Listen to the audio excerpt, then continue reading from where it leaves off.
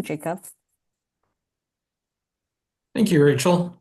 Yep. So today I'm going to be going through an introduction to Linux and Bash scripting. Um, as Rachel mentioned, I am Jacob O'Shea. I'm the Senior Systems Analyst at UBC Advanced Research Computing. And just as an overview of what we'll go through today are some of the basics of how to utilize the Linux command line and the Bash scripting system. So to start things off, I'm going to briefly go over how we connect to a remote system using SSH. Um, for the purposes of this session, you won't need to follow along and perform the operations yourself. But if you'd like to and have access to a Bash command line, you can. After we're connected, I'll go through some basics of how do we work with files and a few of the commands that interface directly with the file system.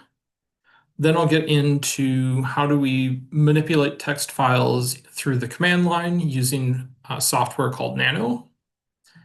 Then I'll cover a bit on environment variables and how we can both utilize ones that are generated by the system as well as generate some of our own custom environment variables. Then we'll get into searching through files and getting the output from them with the grep and find command. And then finally, we'll wrap things up with a bit of discussion on how piping and redirection works in Bash and how we can make a Bash script by putting all these commands together. So to start things off, we're going to connect to Sockeye, which is our HPC system that's provided by Arc. And we're going to do so by using, in my case, the terminal application. For Windows users, you can connect via using the Windows command line or through a software such as MobaXterm. And to connect, what we'll do is we'll use the command SSH, our username, and then at sockeye.arc.ubc.ca. So we'll just very quickly switch over here. So I can do SSH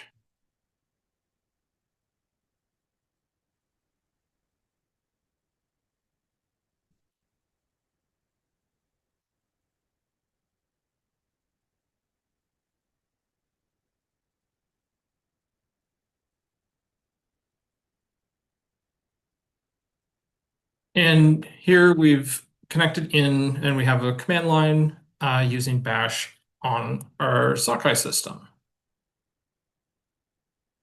So now that we're all connected, I switch back to my slides here.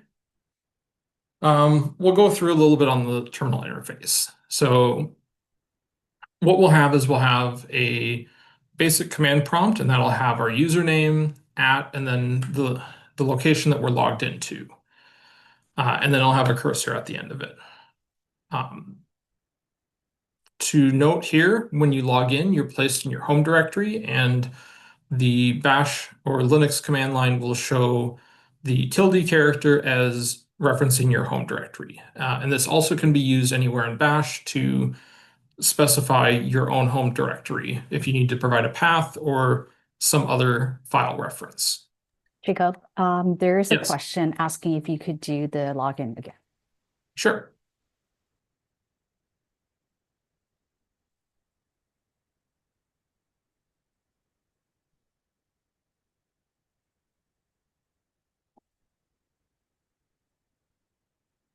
Okay, so to log in, it's SSH and then it'll be your username for the system and then the system location.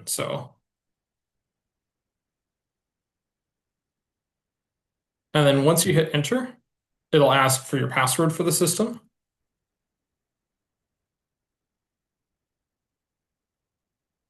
And in the case of Sockeye, after connecting, it will then ask for a second factor authentication using Duo. and then I just have to touch on my phone to let it know that I'm connecting.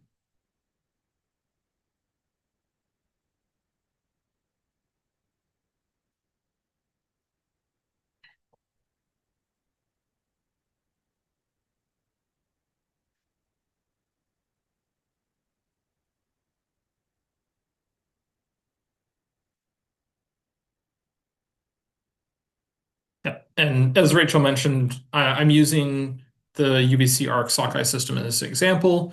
If you're not a member of a project on the Sockeye system, you won't be able to log into it. This would be the same style of command. Yep, that's all right. Um, so once you're connected in, we can see here, as I was mentioning, we've got my username, where I'm logged into, and then it's mentioning that I'm in my home directory, which is this tilde character.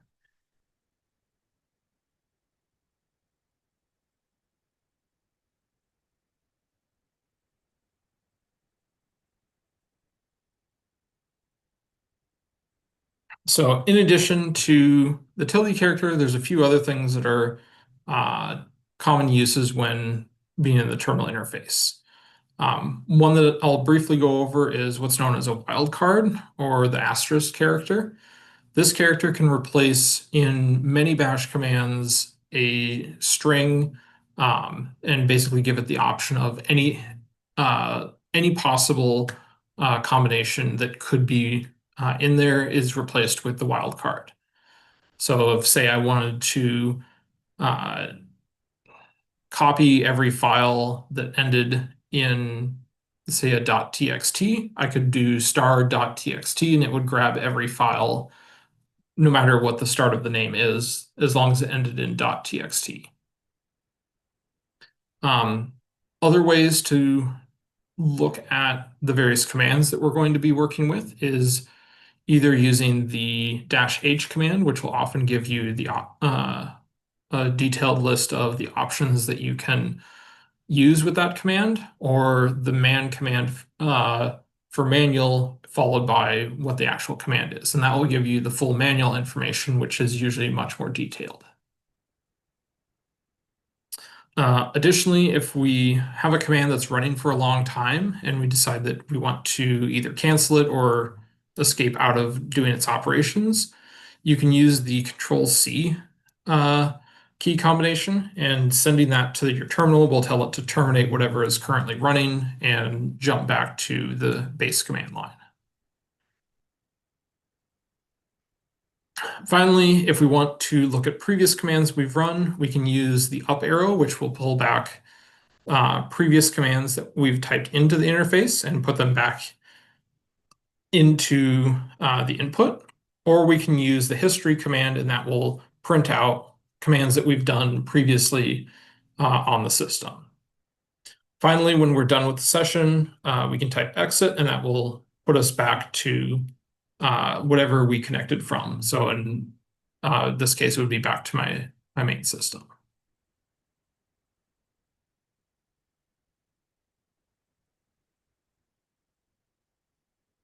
So to go through a few of these commands, we're going to look at a couple of them here. The first ones are all going to be around how do we interact with files.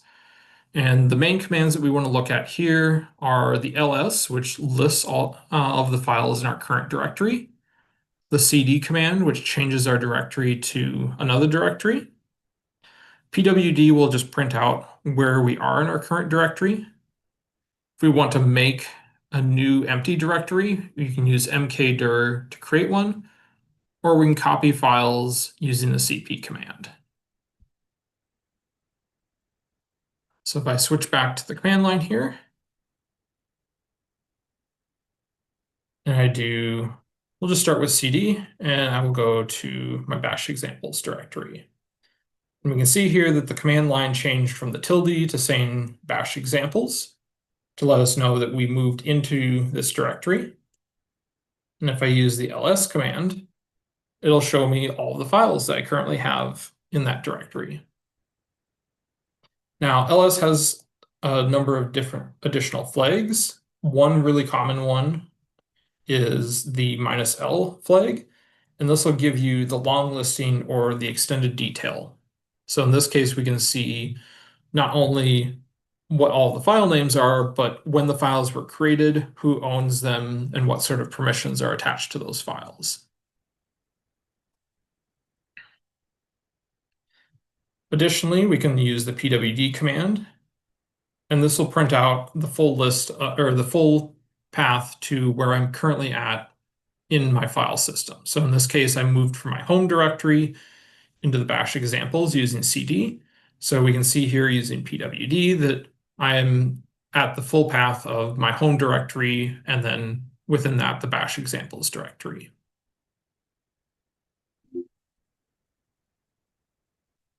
Finally, if we want to make a new directory, we can use mkdir. And this will let us use any name here of, we'll just call it our test directory, and we'll make it. And if we look again here using ls, we can see that it made a new directory. It's color-coded blue in this terminal, just to let you know that it is a directory. And in this case, I can move into that directory using cd again. And if I do ls, it shows there's no files in this directory.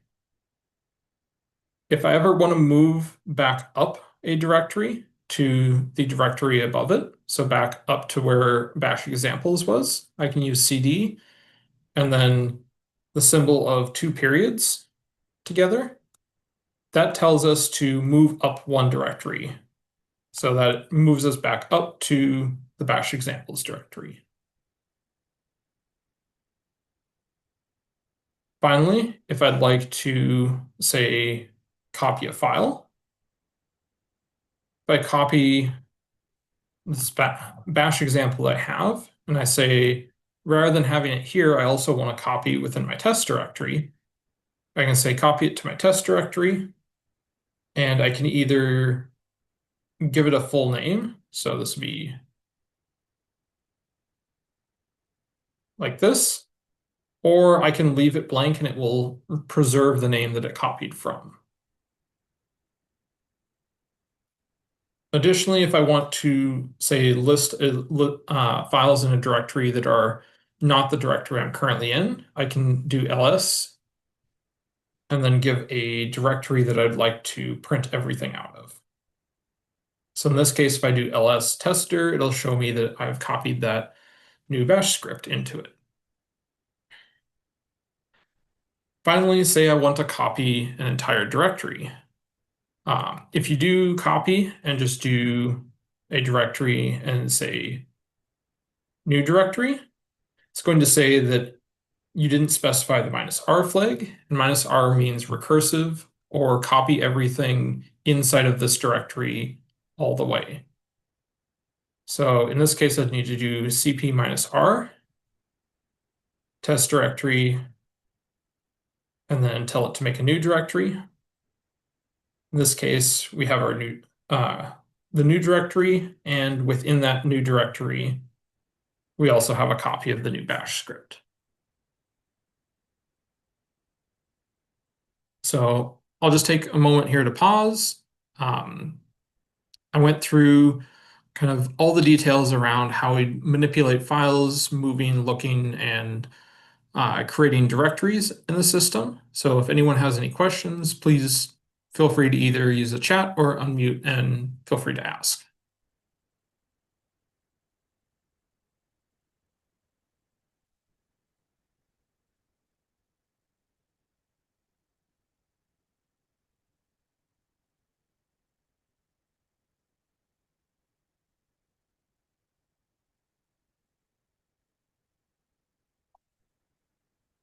Okay, so moving on from this, we'll have 2 other commands that we're going to look at with file interactions. And, oh, yes, go ahead, Sarah. Sorry, I was a bit late. I need to think about that first. On the previous slide, when you copy the directory, is it when you at the second term you put in either gives whatever you copy this name, but if you put a slash in the end, it is not a new name, but the place you would copy it to? So if you're copying a directory, basically you start with the directory that you want to copy, and then you give it a either name or a path to a new name that you'd like to copy it to. Okay. So yeah, in the case that I did, I effectively copied it and then just gave it a new name. If I wanted to copy it to an entirely new location, not in the same directory that I'm in, I'd have to give it the full path to where I'd like to copy it to. Oh, the full path. Okay. Yeah. Okay, thank you. Yeah, of course. So similarly to the copy command is we have the SCP command or secure copy. And what this copy is used for is if you'd like to move files between systems.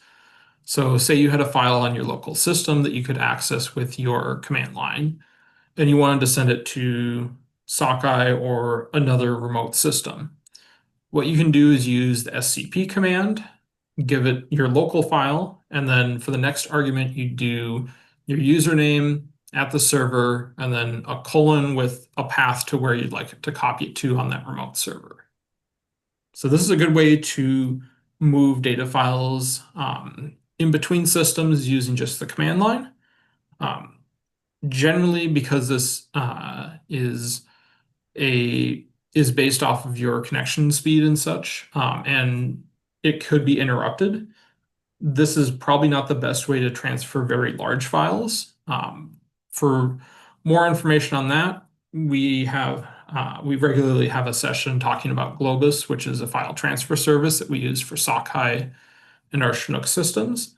And that is probably more appropriate for if you want to transfer something, say, in the many gigabytes to terabytes of file sizes. But for most small files, SCP will work as well to just copy them in between your systems.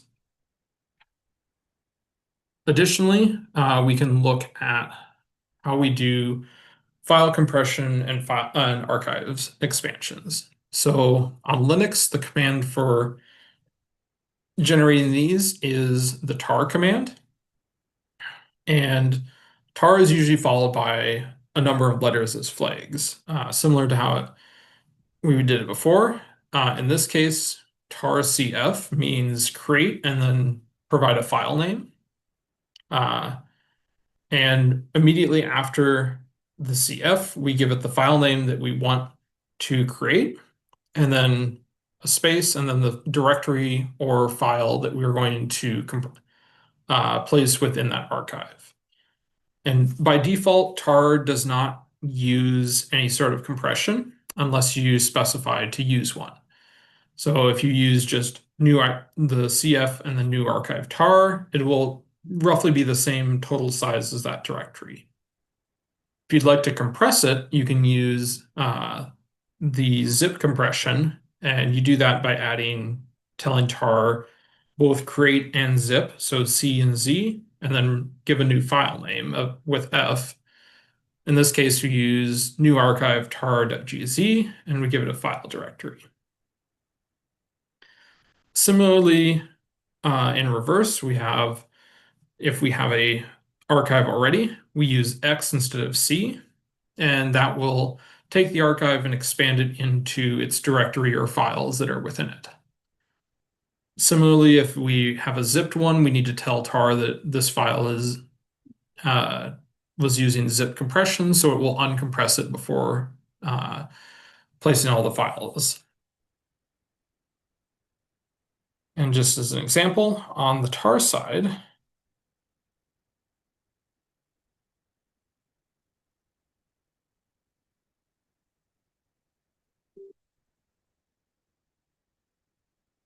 I have just a basic command here where I could copy a tar file that I created back to my home directory and then expand it. But what I'll do here is, given the commands that we had, I'll do tar czf to do create and then zip the file. And we're going to make this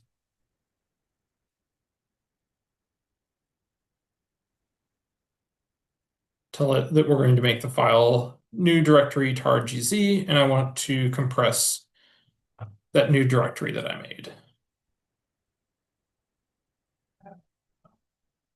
And now if we look, we can see in red there that we created that archive. So if I remove the directory, and I realize I didn't mention this before, but if I remove with the rm command new dir, we can see it's currently gone. If we do tar, now I'd like to extract that archive. And we do tar xzf with the new directory. We can see we have that directory again, and it's been reinstated after we uncompressed it from the tar. Yeah, so does anyone have any questions about compressing and expanding archives?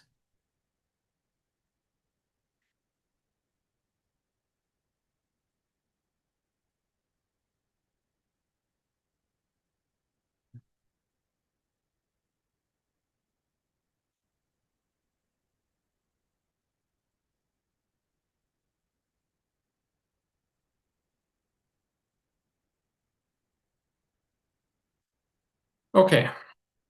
So the next portion that we're going to go through is how do we edit text files? So we saw a little bit of, I had a script file that I've already made.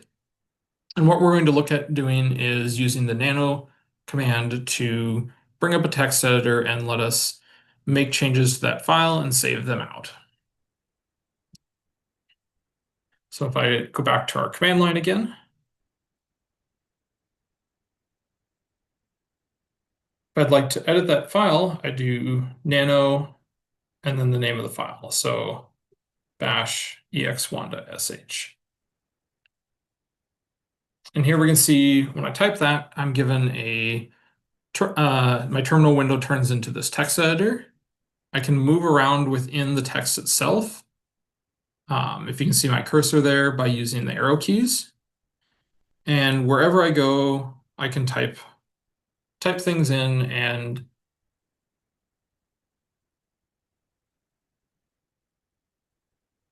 basically add commands or print out other things. So once I've made some changes, the main way that you want to do is you want to do at the bottom here, there's a couple of commands. Those are all activated by using the control and then the letter. So in this case, I want to write out.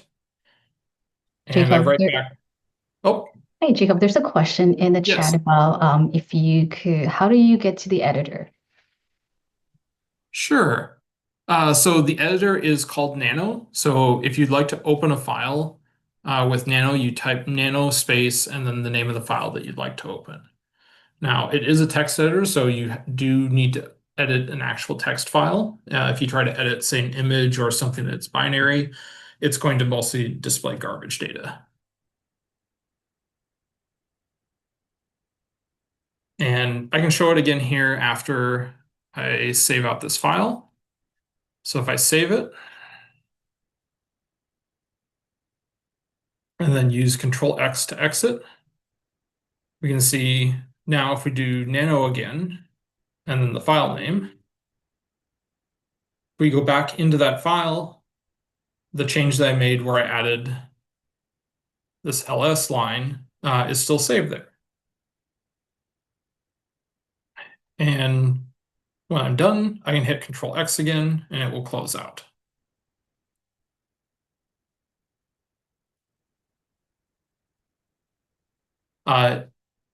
Cynthia asked, can I make a new text file this way? And yes, you can. That's the other way, is if you type nano and then a name that doesn't exist currently, it will say at the bottom, new file, and here I can type whatever I'd like.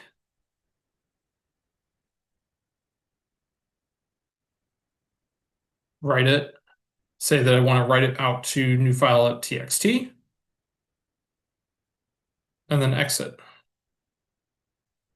And if you type nano with nothing afterwards, then when you go to write out, so it will not have a file name there, so you'll need to provide a file name for it, and it will write out to that. So now if we look, we can see that both the example and the new file that I created are there in with the other files.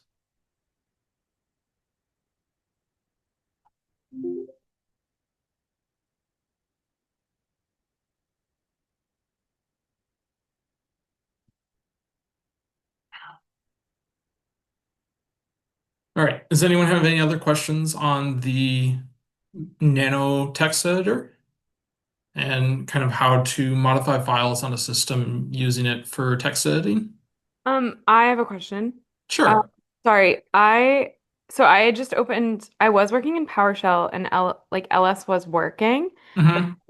When I tried to use Nano in PowerShell, it didn't recognize that command, so I switched over to using Terminal, but now LS doesn't work anymore. So likely, since you mentioned PowerShell, you're probably running on Windows, right? Yeah. So Windows does not use Bash for its command line. Okay. PowerShell emulates a lot of Bash's similar commands like ls, Yeah. and Nano is a specific piece of software. So this is going to be specific to Linux systems and kind of the Bash interface. Okay, I see. Okay. Yep. I understand. Which is what Sockeye runs on. Yes, which is what Sockeye runs on in most remote systems that you'd connect to. Okay, cool. Thank you. Not every system may have Nano installed. There are other text editors that are commonly available, but Nano in most cases is usually installed alongside the other ones because it's a more simple and easy to use text editor than some of the other ones. Okay, that makes sense. There's some like connect, but not always. I understand. Yep, Thank you. of course. Does anyone have any other questions?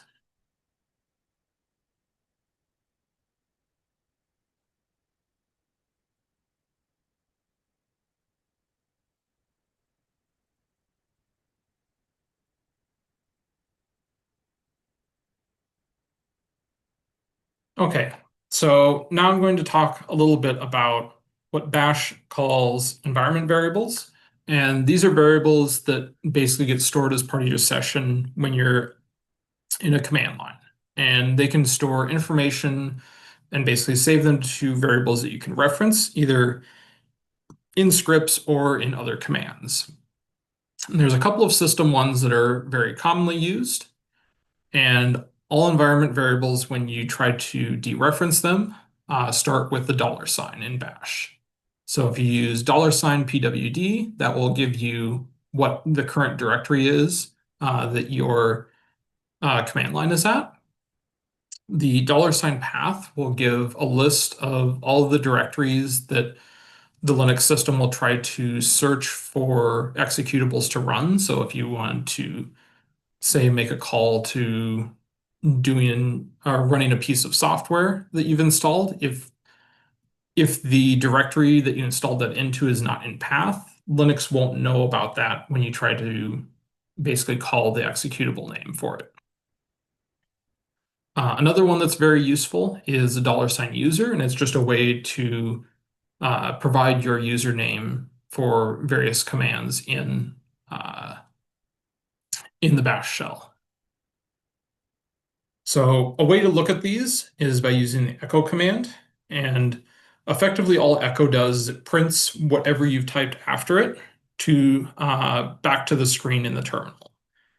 Now, usually this is used for maybe making debug messages or something, but you can also use this to look at what the current values of environment variables are. Because when it reads that environment variable, it will actually, instead of printing the name of the variable back, it'll actually print the contents. And if we'd like to set our own variables, we use the command called export, and export followed by the name of the variable that we're doing can then be followed by an equals and give it some sort of value. So in this case, I'm making a new environment variable called var name and saying it equal to just the text called example value. And I'll show a little bit about how we can use these variables in commands. So if I jump back to our terminal here, we can see the echo command that I mentioned before. If I'd like to say echo user, it's going to tell me, here's what your username is. Same with if I do echo pwd, it gives us effectively the same output as the pwd command.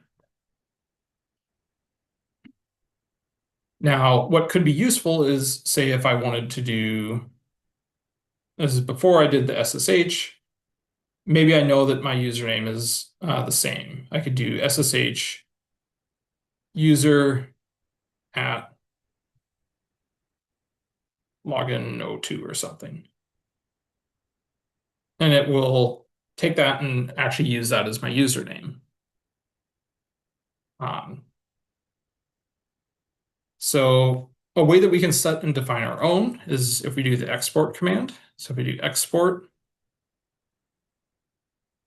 and general convention is to use all capitals, but it doesn't actually matter. So if I do, and we're going to set this to 32. Now, if I go and say echo $, new variable, it's going to say 32 because that's what you put in. And this can be useful for, especially when you're doing scripting, say you have portions of your script that you want to reference the same kind of long file path each time. You can effectively set that file path into a variable and shorten it up in your scripts by repeatedly using that variable instead of using the full length of the string over and over again.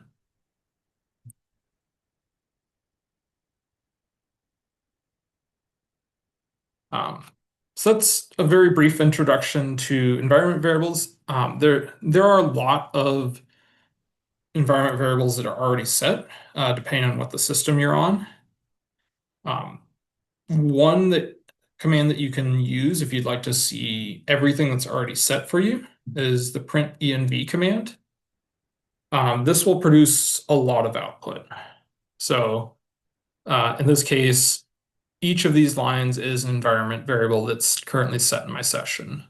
So a lot of these are not particularly useful to show off here, just because they're ones that are used by the system itself, but they're a good way to, it may be a good way to try to debug and see if you expected to have some variable set and it's not there, or set to something that's different than what you're expecting. Print env will show you everything, if you're willing to look through all the lines of it.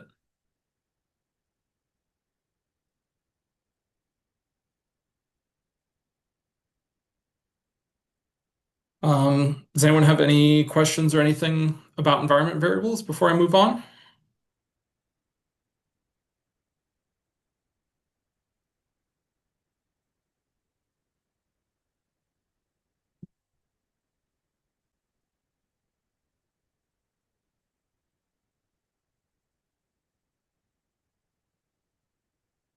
All right.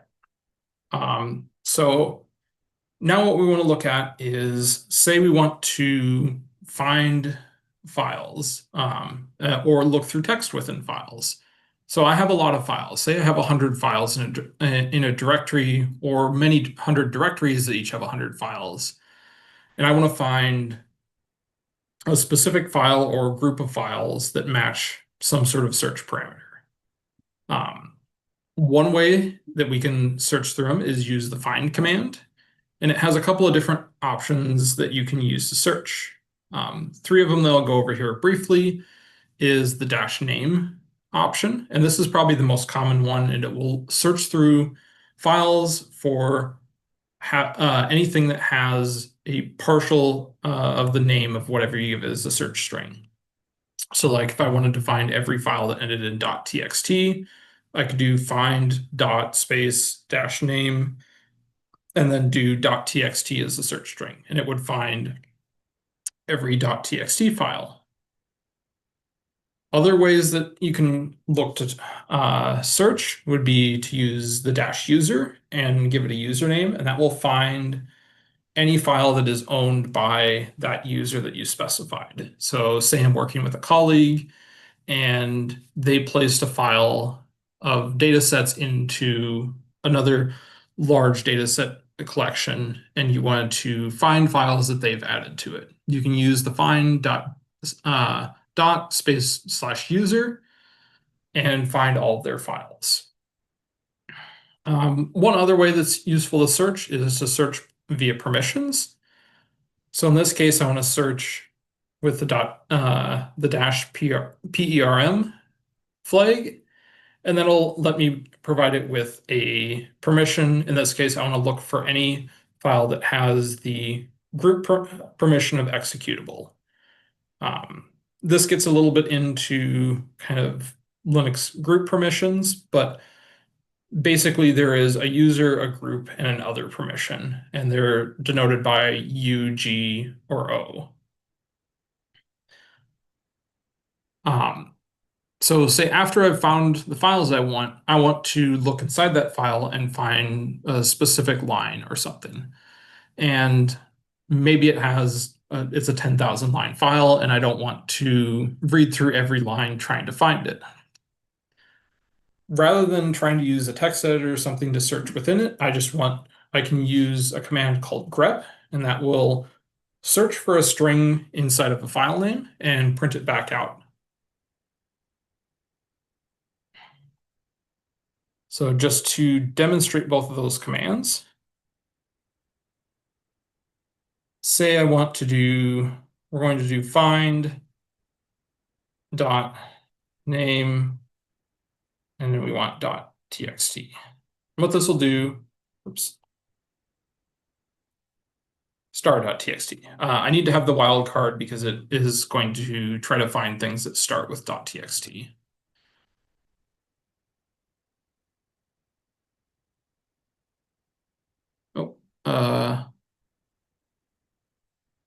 Oh, I wonder if it's with the dot.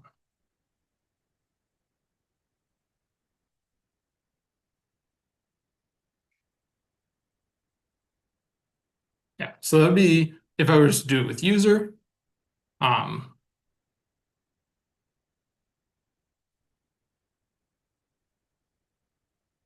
If I wanted to find, say, example .txt, I could do that. And there is a way to specify a partial one. I thought it was just using this, but yeah, that's fine. For permissions, same thing applies. If I want to look at files that I can execute, I do -PERM and search through here to look for anything that has an execute permission on it. So something that would either run as a script or I could use as a directory, because directories need to have the execute permission. Now, say I want to look at what's in the file. I want to see where I used the echo command inside of my bash ex1. So I use the grep command. It says I didn't use it in that one.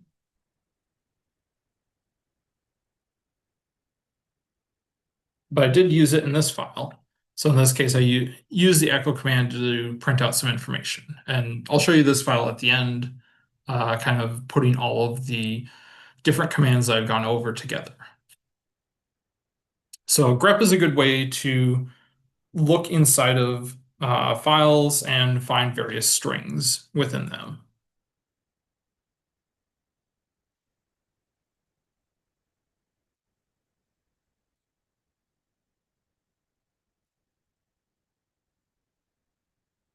So does anyone have any questions with either finding or searching before I move on to kind of our last main topic before we put it all together?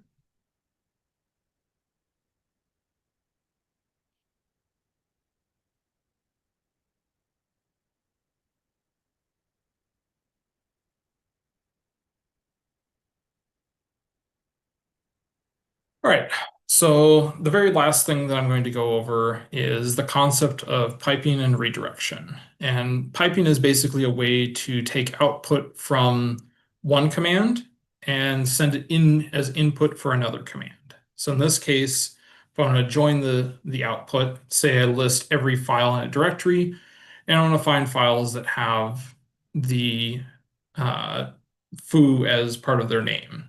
I can use that as a combination and basically give all of the output from the ls command to grep to run through and look for information there.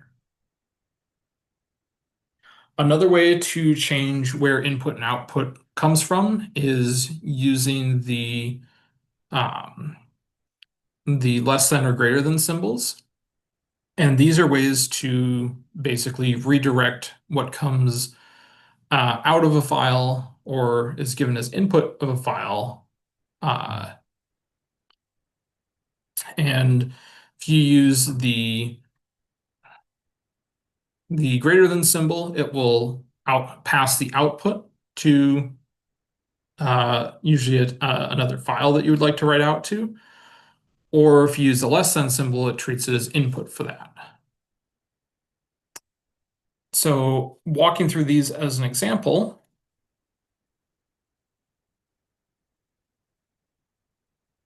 we can see here if I do ls minus l, we have all of this information. So if I want to do ls minus l and I want to pass that using the pipe to grep, I want grep to look for anything that has the word new in it. And we see that file list has been then cut down, and we have highlighted the word new in the new directory and new files that I made. If I'd like to instead use this to either write out or provide input, if I do this, I can do file listing. And now we can see we created this file listing.txt. And we can view the contents of it by doing nano file listing, since it is just a text file. And it is everything that would have been output by the ls-l command.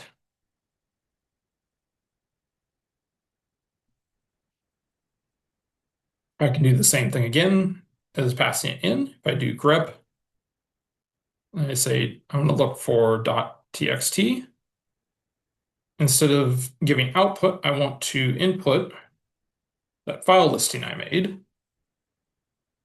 And it will go and say, here's all of the files that end in .txt.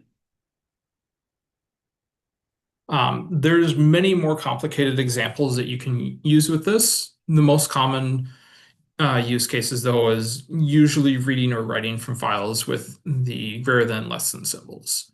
The pipe command, though, is very useful if you have output and input that go together very well. Like, for example, with ls and grep, grep just expects text and ls just prints out text. But you can do a lot of more creative things with it as well.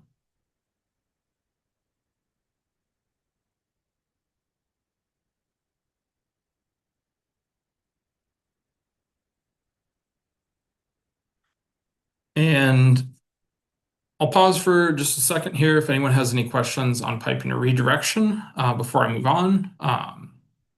But I'll go over kind of each step of what I've done so far today and explain it in the course of a single combined script.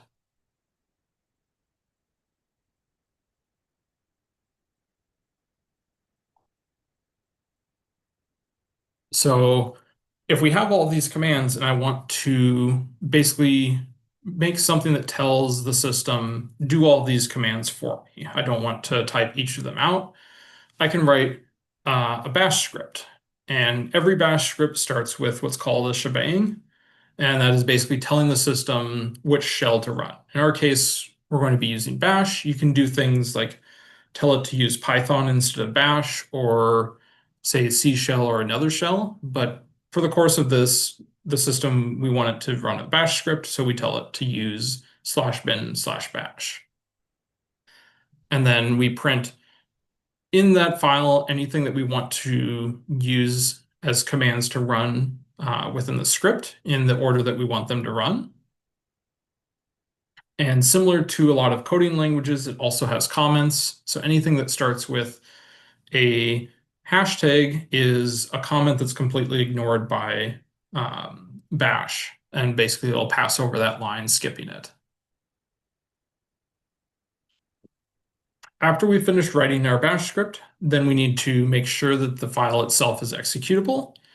And we can do that by using the command chmod and then u+x. And as I mentioned before, Linux has a file permission system that's based off of users, groups, and other. So chmod basically tells us that we want to change whatever file to being user executable. And then if we want to execute that script, we start it by using the // and then myscript.sh. And I'll walk through a script here that I made for the course and just explain here what we want to do with it. So this is my list of instructions that I want to turn into a bash script.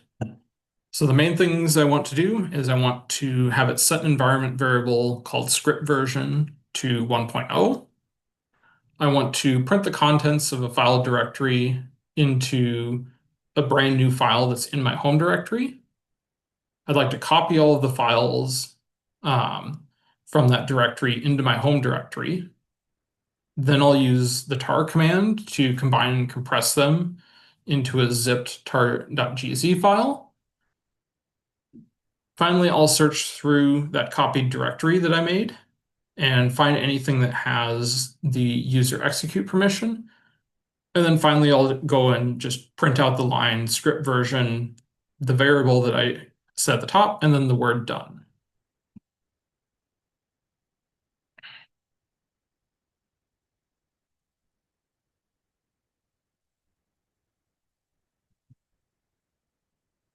So in this case, I already have my script here. What I'd want to do, just to be sure, is I want to do chmod u+x, and then give it the file that I want to change the permissions on. And we can actually see that using ls-l. User is the first one that's listed here. So we have the X permission or execute permission for the user listed. If I actually look at the script with nano, we can see it has all of the commands I want to do. So I'm going to start with my shebang at the top, telling it it's a bash script. We're going to export the script version environment variable that I wanted to set. And then we're going to print the list of everything that's in this bash example directory that's in my project directory. And then take that output and write it directly into my home directory with something into a file called directory contents. Then I want to copy that entire directory back to my home. I'll then do tar create and then zip that file into compressed directory tar. And it's going to use a combination of both that list of directory contents as well as that bash example directory that I copied.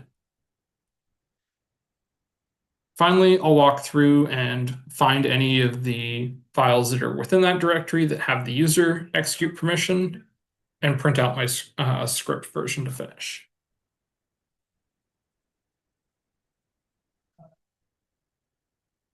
Okay, so why is the shebang not ignored given that it starts with a hashtag.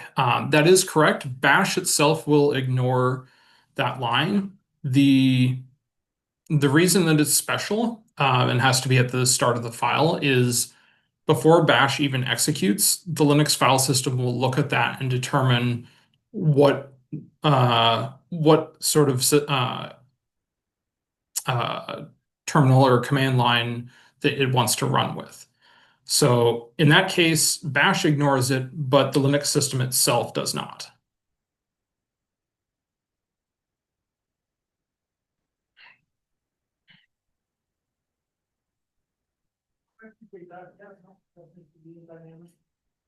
Yep, so now what I can do is if I'd like to run that, I can run bash script ex.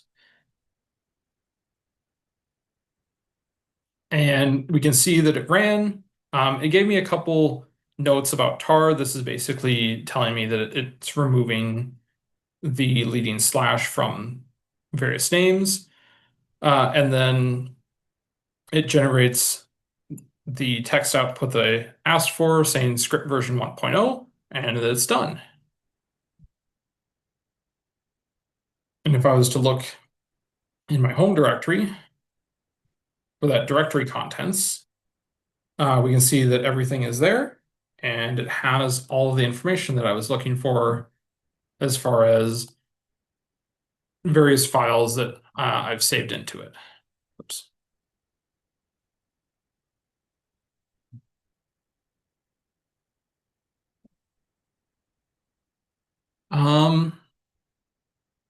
And I believe that is it.